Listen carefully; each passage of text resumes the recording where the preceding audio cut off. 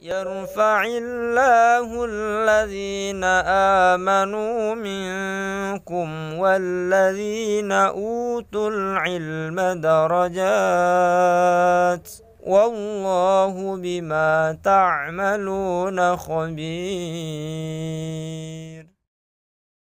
Metode Al-Bidayah, jembatan ngaji kitab kuning untuk para pemula. Bismillahirrahmanirrahim. Assalamualaikum warahmatullahi wabarakatuh.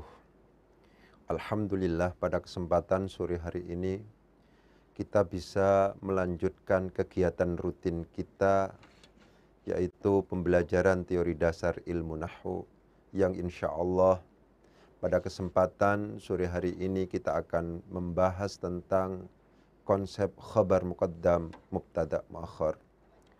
Namun sebelum lebih jauh mengupas tentang masalah ini, marilah terlebih dahulu kita membaca Al-Fatihah bersama-sama dengan sebuah harapan agar Allah memberikan kemudahan kepada kita semuanya, memberikan kelancaran kepada kita semuanya, memberikan keikhlasan kepada kita semuanya. Al-Fatihah. A'udzubillahi minasyaitonir rajim. Bismillahirrahmanirrahim. Alhamdulillahirabbil alamin arrahmanir rahim. Maliki yaumiddin, iyyaka na'budu wa iyyaka nasta'in. Ihdinas siratal mustaqim. Siratal ladzina an'amta 'alaihim ghairil maghdubi 'alaihim waladdallin. Rabbi fil amin. Saya tegaskan, kemarin kita sudah berbicara banyak tentang mubtada, berbicara banyak tentang khabar dan bagaimana variasi-variasi pembagian dari khabar dan seterusnya, itu sudah kita bicarakan. Susunan yang terdiri dari mubtada dan khabar itu membentuk jumlah ismiyah, begitu. Ya. Jadi kita bertemu dan berkenalan dengan jumlah ismiyah, begitu. Jumlatun ismiyatun. Gitu. Jumlah ismiyah itu pada dasarnya susunannya mubtada disebutkan terlebih dahulu, baru khabarnya. Begitu. Jadi jumlah ismiyah yang didefinisikan dengan jumlah yang terdiri dari mubtada dan khabar, susunan normalnya mubtada terlebih dahulu disebutkan, baru kemudian khabarnya. Tapi dalam tataran selanjutnya, dalam perkembangan selanjutnya, memungkinkan untuk kemudian yang namanya susunannya ini dibalik. Khabarnya justru diawalkan, mubtadanya justru diakhirkan. Inilah yang kemudian terkenal dengan sebutan khabar muqaddam, didahulukan, mubtada muakhar, mubtada yang diakhirkan. Khabar yang didahulukan, mubtada muakhar, mubtada yang diakhirkan. Kenapa kok kemudian ada qayyid, ada batasan muqaddam, ada batasan muakhar? Lebih disebabkan karena jumlah ismiyah itu susunan normalnya adalah mubtada khabar, mubtada khabar. Ketika kemudian khabar justru didahulukan, mubtada yang awalnya awal didahulukan justru diakhirkan, maka ada penamaan yang berbeda. Khabar muqaddam, mubtada muakhar. Itu penting untuk kemudian ditegaskan karena realitasnya susunan semacam ini itu banyak terjadi dalam konteks teks Arab. Itu semacam itu. Bagaimana aplikasi dalam konteks ini saya hapus dulu ya biar gampang. Yang jelas begitu ya. Di dalam buku saya sering katakan bahwa bagaimana kita bisa mengetahui khabar muqaddam, mubtada, muakhar itu memang yang paling banyak kita temukan dalam konteks teks Arab, teks atau bacaan-bacaan yang berbahasa Arab itu adalah khabar muqaddam banyak terjadi dari jar majrur atau dzaraf. Saya ulangi lagi. Yang namanya khabar muqaddam itu seringkali banyak terjadi dalam konteks jarun wa majrurun atau dzaraf. Sehingga dalam buku saya yang kepingin kupas itu adalah ketika kita menemukan jarun wa majrurun ada di awal kalimat. Ketika kita menemukan jarun wa majrurun atau dzaraf ada di awal kalimat, memungkinkan jar majrur atau dzaraf ini memungkinkan untuk kemudian ditentukan sebagai khabar muqaddam ketika apa? Yang jatuh sesudahnya ini ada yang pantas untuk kemudian ditentukan sebagai mubtada muakhar. Ya. Khabar muqaddam seringkali terjadi, yang seringkali menjadi khabar muqaddam itu adalah berupa jarun wa majrurun dan dzaraf. Ya. Ketika kita menemukan jarun wa majrurun atau dzaraf ada di awal kalimat, memungkinkan dipastikan ini pada akhirnya kita tentukan sebagai khabar muqaddam, khabar yang didahulukan. Ketika apa? Ketika yang jatuh sesudahnya ada yang pantas untuk kemudian ditentukan sebagai mubtada muakhar. Yang pantas, yang pasti pantas itu adalah 3. Apa itu? Isim nakirah. Jangan ragu ketika kemudian kita bertemu dengan jarun wa majrurun atau dzaraf yang sesudahnya, yang jatuh sesudahnya adalah isim nakirah, maka dipastikan jar majrur atau dzaraf itu ditentukan sebagai khabar muqaddam, isim nakirah yang jatuh sesudahnya itu ditentukan sebagai mubtada muakhar. Atau mausul mustarak. Ini pentingnya panjenengan sejak awal ngerti. Mausul itu ada 2 macam. Ada mausul yang sifatnya khas, ada mausul yang sifatnya mustarak. Ketika kita menemukan ada jar majrur ada di awal kalimat, ketika kita menemukan dzaraf ada di awal kalimat, kok kemudian yang jatuh sesudahnya adalah berupa mausul mustarak, mausul yang bersifat umum, man dan ma. Itu adalah mausul yang mustarak. Maka jar majrur atau dzaraf yang ada di awal kalimat itu ditentukan sebagai khabar muqaddam, sedangkan mausul mustaraknya ini ditentukan sebagai mubtada muakhar.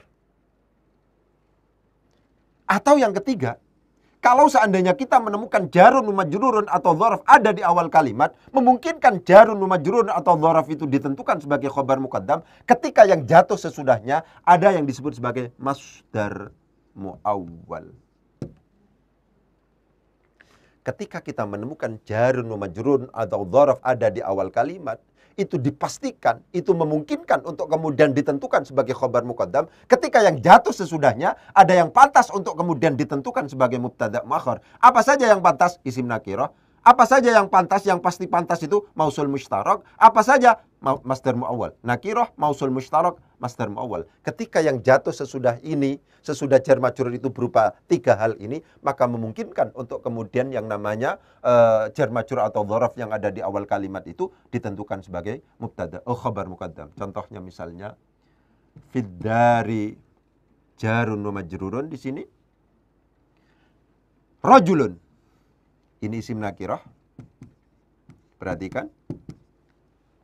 Fiddari adalah tetap di dalam rumah, rajulun bermula. Khabar muqaddam, mubtada muakhar. Misalnya, ya. Amamal fasli adalah tetap di depan kelas. Ustadzun bermula seorang guru. Ya. Itu seperti itu, diperhatikan. Amamal fasli ini adalah dzaraf, jatuh di awal kalimat, memungkinkan untuk kemudian ditentukan sebagai khabar muqaddam. Kapan itu terjadi? Kapan itu dipastikan bahwa dzaraf atau jar majrur yang ada di awal kalimat ditentukan sebagai khabar muqaddam? Ketika yang jatuh sesudahnya adalah ada isim nakirahnya. Ini adalah isim nakirah, ini juga isim nakirah. Fiddari adalah tetap di dalam rumah, rajulun bermula seorang laki-laki. Fiddari iku tetep ing dalem omah, rajulun utawi wong lanang. Ini. Amamal fasli adalah tetap di depan kelas. Ustadzun bermula seorang guru. Amamal fasli iku tetep ing dalem ngarepe sekolah, ngarepe kelas, ustadzun utawi pak guru. Perhatikan, khabar muqaddam, mubtada muakhar. Khabar muqaddam, mubtada muakhar. Jarun wa majrurun atau dzaraf ada di awal kalimat, dipastikan ini adalah berkedudukan sebagai khabar muqaddam. Kenapa kok ditentukan sebagai khabar muqaddam? Karena yang jatuh sesudahnya ada yang pantas untuk kemudian ditentukan sebagai mubtada muakhar. Apa ini? Isim nakirah ini. Ini isim nakirah ini. Karena demikian konsep nakirah ma'rifat tidak bisa tidak. Ya, itu adalah materi prasyarat. Ya, pokoknya begitu. Ini sudah pokok. Ketika kita menemukan jarun majrurun, ketika kita menemukan dzaraf, kok yang jatuh sesudahnya itu adalah isim nakirah, dimungkinkan, dipastikan, ya, Itu adalah susunan khabar muqaddam, mubtada, muakhar. Wara'al baiti bustanun. Bustanun. Ini begini. Wara'al baiti adalah tetap di belakang rumah, bustanun, bermula kebun. Khabar muqaddam, mubtada, muakhar. Laki-laki, isim nakirah. Ini adalah dzaraf. Ketika kita menemukan dzaraf ada di awal kalimat, memungkinkan pada akhirnya itu kita tentukan sebagai khabar muqaddam. Kalau seandainya yang jatuh sesudahnya itu adalah berupa isim nakirah. Kenapa? Karena tidak semua yang namanya jar majrur yang ada di awal kalimat, karena tidak semua dzaraf yang ada di awal kalimat itu langsung pasti ditentukan sebagai khabar muqaddam. Juga tidak semuanya seperti itu. Kita melihat konteksnya, situasi dan kondisinya. Kita pastikan jar majrur atau dzaraf yang ada di awal kalimat itu dipastikan jadi khabar muqaddam. Ketika kapan? Ketika yang jatuh sesudahnya ada yang pantas untuk kemudian ditentukan sebagai mubtada muakhar. Yang pantas, yang pasti pantas itu adalah isim nakirah, mausul mustarak dan masdar muawwal.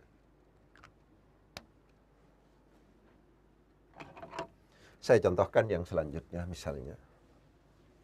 Ya. Ini tentang khabar muqaddam, mubtada muakhar.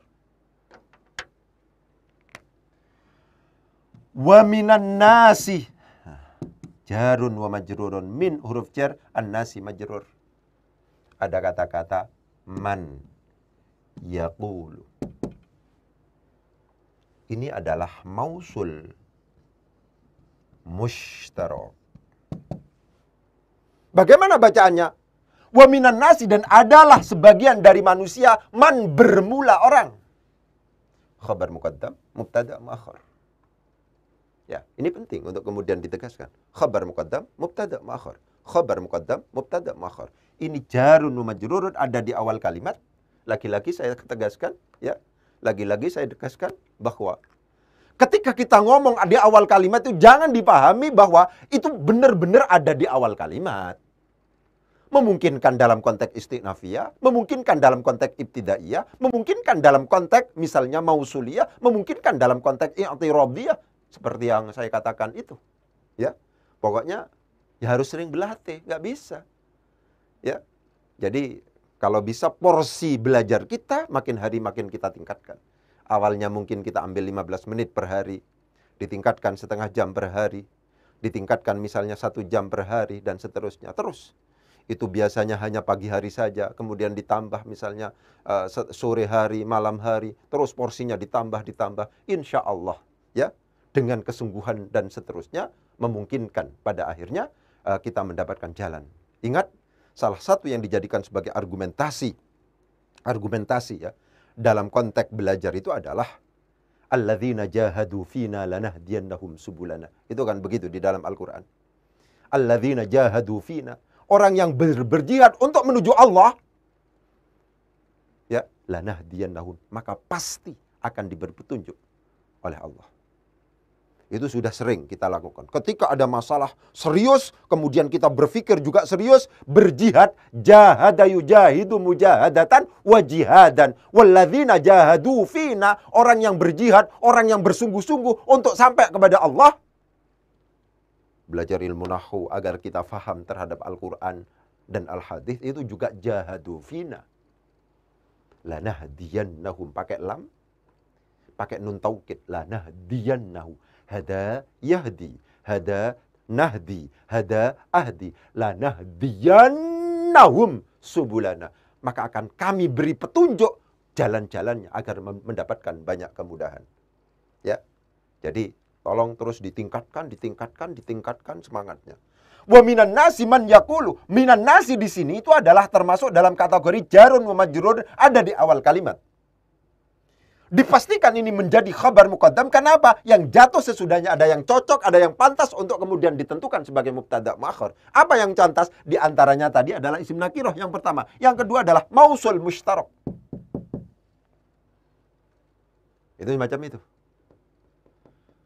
Ya, itu semacam itu. Ini. Ya, misalnya lagi. Wa minal kutubi. Ma, misalnya.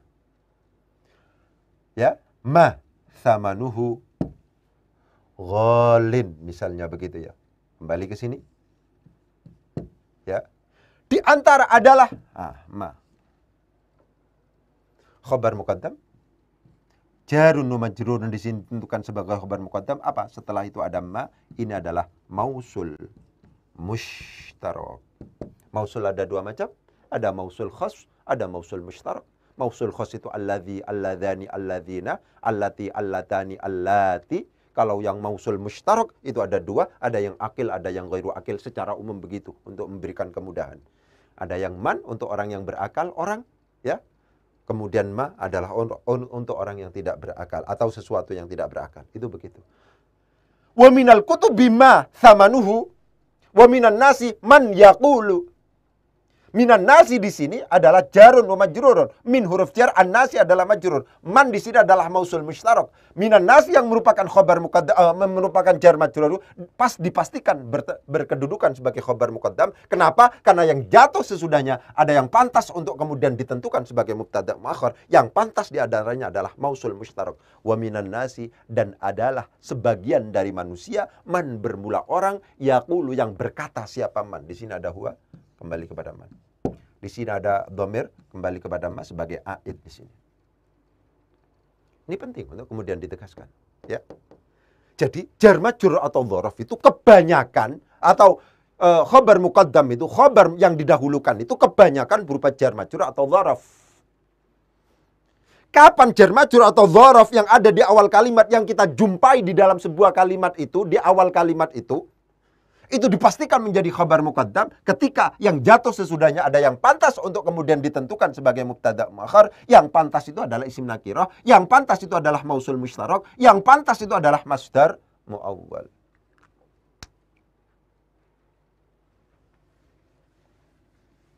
Saya contohkan yang masdar muawwal. Ya. Misalnya wa minal ma'lumi, misalnya, dan adalah merupakan sesuatu yang sudah diketahui, annal ustadza, misalnya, sesungguhnya Pak Guru itu mahirun. Khabar muqaddam, ini namanya masdar muawwal. Posisi masdar muawwal ini jadi mubtada' muakhar. Ya. Itu begitu. Ya, ini. Pokoknya, ini pokoknya sudah. Kalau seandainya kita bertemu dengan jarun, majrun atau dzaraf dan itu ada di awal kalimat, apakah itu dalam konteks ibtidaiyah, apakah dalam konteks istinafiyah, apakah dalam konteks mausuliyah, apakah dalam konteks i'tiradiyah, ya. Itu dipastikan untuk kemudian ditentukan sebagai khabar muqaddam ketika yang jatuh sesudahnya ada yang pantas untuk kemudian ditentukan sebagai mubtada' muakhar. Yang pantas itu ada tiga, nakirah atau isim nakirah, mausul mushtarak, masdar muawwal. Isim nakirah, fiddari rajulun. Fiddari adalah tetap di dalam rumah, rajulun berupa isim nakirah, bermula seorang laki-laki. Fiddari ikut tetap ing dalam omah, rajulun utawi wong lanang.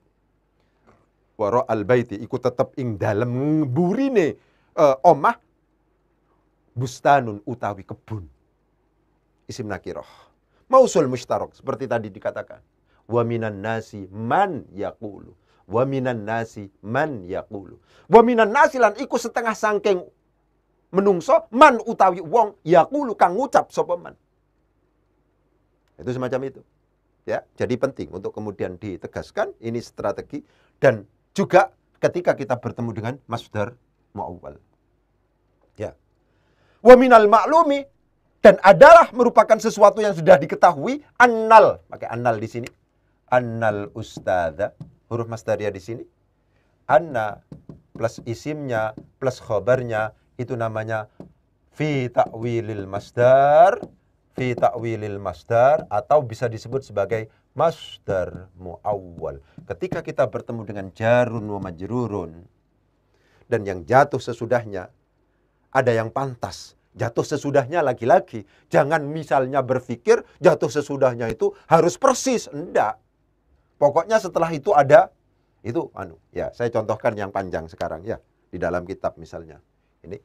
Ini jar majrur yang terbuat dari ini dipastikan khabar muqaddam, mubtada muakhirnya berupa masdar muawwal, wa minal ma'lumi annal, bermula sesungguhnya seorang guru adalah mahirun.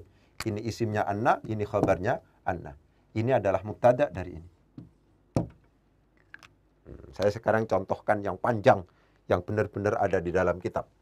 Begitu ya. Biar tidak memiliki persepsi bahwa susunannya itu normal-normal saja. Ya, itu enggak. Ini misalnya. Minal muttafaqi alaihi. Misalnya. Baina ulama'il muslimina. Baina ulama'il muslimina. Misalnya. Ala ikhtilafi madhahibihim. Ala ikhtilafi madhahibihim. Ini khabar muqaddamnya di sini. Dipengaruhi atau diseling-selingi oleh dhorof sampai sini. Setelah itu diseling-selingi oleh jar majrur baru di sini. Ini khabar mubtada muakhirnya. Anna kullama. Ini menjadi mubtada muakhirnya di sini. Ya, ini penting untuk kemudian. Minal muttafaqi alaihi merupakan sesuatu yang kemudian disepakati bersama. Baina ulama'il muslimin, di antara ulamanya kaum muslimin, ala ikhtilafi madzahibin, atas perbedaan madhab-madhab mereka. Anna kullama, bermula sesungguhnya segala sesuatu, setiap sesuatu, mubtada muakhir. Khabar jarun majrurun di sini ditentukan sebagai khabar muqaddam, lebih disebabkan karena yang jatuh sesudahnya ada yang pantas untuk kemudian ditentukan sebagai mubtada muakhir. Jangan memahami bahwa yang jatuh sesudahnya harus langsung. Ini masih belum. Ini adalah dzaraf. Ini adalah susunan idhafah. Ini mudhaf mudhaf ilaih lagi. Kemudian ini adalah jarun majrurun, idhafah lagi dan seterusnya. Baru kemudian setelah itu ada masdar muawwal, anna kullama dan seterusnya. Ya. Memahami yang jatuh sesudahnya jangan langsung. Jangan mesti, kadang-kadang langsung, kadang-kadang tidak langsung, sangat kondisional. Itu semacam itu, ya. Jadi yang paling penting adalah ada 3 itu. Apakah kemudian kalau seandainya yang jatuh sesudahnya itu misalnya berupa isim ma'rifat itu gak mungkin? Ya ada kemungkinan juga. Tapi yang pasti ini. Saya contohkan misalnya. Yang di situ adalah berupa isim ma'rifat. Tapi tetap jar majrur yang ada di awal kalimat. Itu ditentukan sebagai khabar muqaddam. Ini. Saya contohkan. Ini di dalam kitab. Wawu, mim. Begitu. Ya. Kemudian begini tulisannya.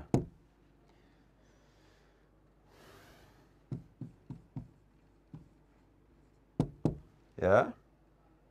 Ini masih banyak ini. Jadi sudah masuk kitab ini. Kalau sudah masuk kitab agak ruwet.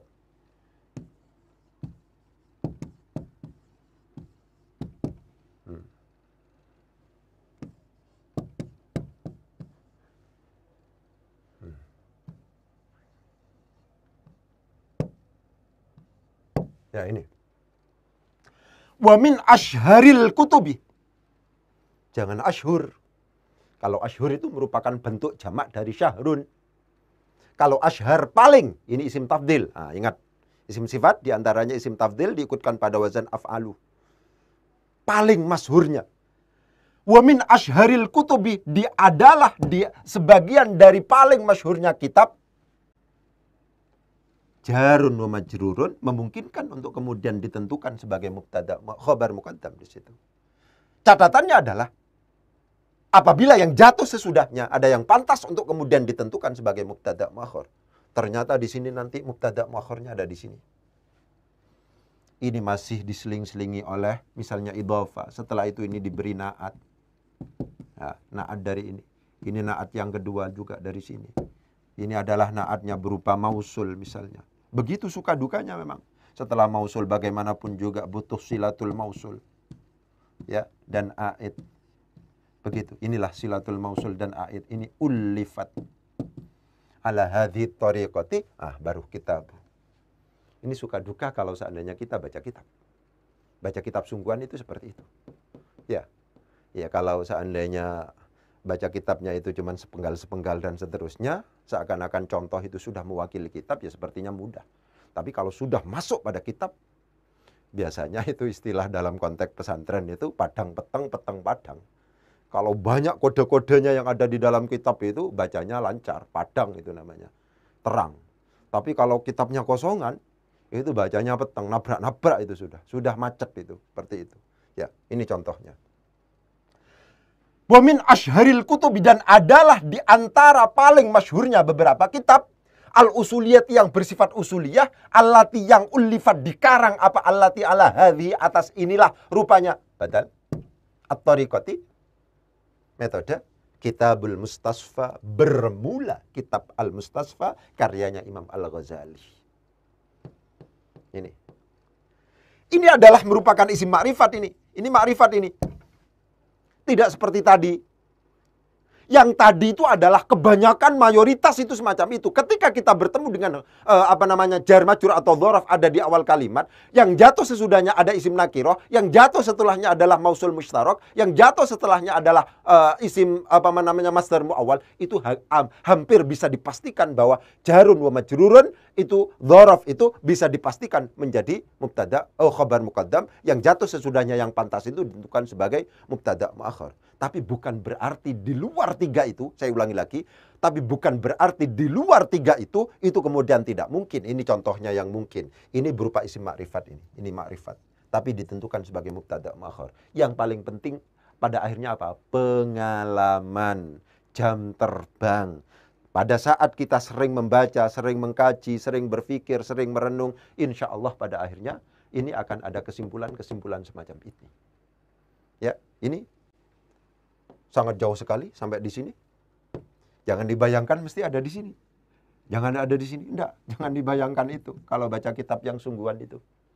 Ini kitab sungguhan, ya, itu semacam itu. Ya. Ini adalah variasi-variasi di mana kita akan menemukan khabar muqaddam, mubtada muakhar. Pendekatan apa lagi yang Ustadz yang kemudian memungkinkan untuk dipakai? Pendekatan yang kemungkinan bisa dipakai untuk menentukan khabar muqaddam mubtada muakhar yang tidak harus jar majrur atau dzaraf itu adalah ainal a'raf. Ini istilah yang saya anukan, ainal a'raf. Mana yang lebih makrifat di antara keduanya itu? Misalnya ini. Man ustadzuka, siapa gurumu? Ini tanpa i'rab sudah bisa kita terjemahkan. Tapi ketika ditanya, mana ini khobarnya, mana mubtada'nya, karena bagaimanapun juga pasti ada mubtada' khobarnya. Ini kalau menerjemahkan, man ini ditentukan sebagai khobar muqaddam, ustadzuka ini ditentukan sebagai mubtada' muakhar. Kenapa Ustadz kok tidak dibalik begini? Inilah yang saya katakan, ainal a'raf, mana yang lebih makrifat di antara keduanya. Karena yang namanya mubtada' itu harus terbuat dari isim makrifat. Man di sini adalah isim istifham. Isim istifham itu bukan merupakan isim makrifat. Ustadzuka ini al-mudhaf ilal makrifah, justru yang makrifat adalah ustadzuka. Karena demikian cara bacanya adalah man adalah siapa? Ustadzuka, bermula ustadmu. Man iku sapa? Ustadzuka, utawi ustadze panjenengan. Ainal a'raf, mana yang lebih ma'rifat untuk menentukan khabar muqaddam mubtada muakhar. Ini jangan ditentukan sebagai mubtada karena ini isim istifham. Istifham itu bukan merupakan bagian dari isim ma'rifat. Justru yang isim ma'rifat adalah ustadzuka. Ustadzuka di sini adalah al-mudhaf ilal ma'rifah. Ini ma'rifatun. Karena demikian yang lebih pas untuk kemudian ditentukan sebagai mubtada adalah ustadzuka yang berupa isim ma'rifat. Mannya sebagai istifham itu adalah khabar muqaddam. Ini juga khabar muqaddam, mubtada muakhar. Khabar muqaddam, mubtada muakhar. Jangan dibalik misalnya begini, jangan. Ya. Saya contohkan lagi yang seperti ini. Masmuka misalnya. Sama itu. Ainal a'raf sebagai pendekatan. Mana yang lebih makrifat itu adalah sebagai pendekatan. Masmuka. Apa namamu? Ini juga sama. Ini adalah istifham. Istifham itu bukan berupa isim makrifat, bukan berupa isim makrifat ini. Ini justru al-mudhaf ilal ma'rifah, ini adalah berupa makrifah.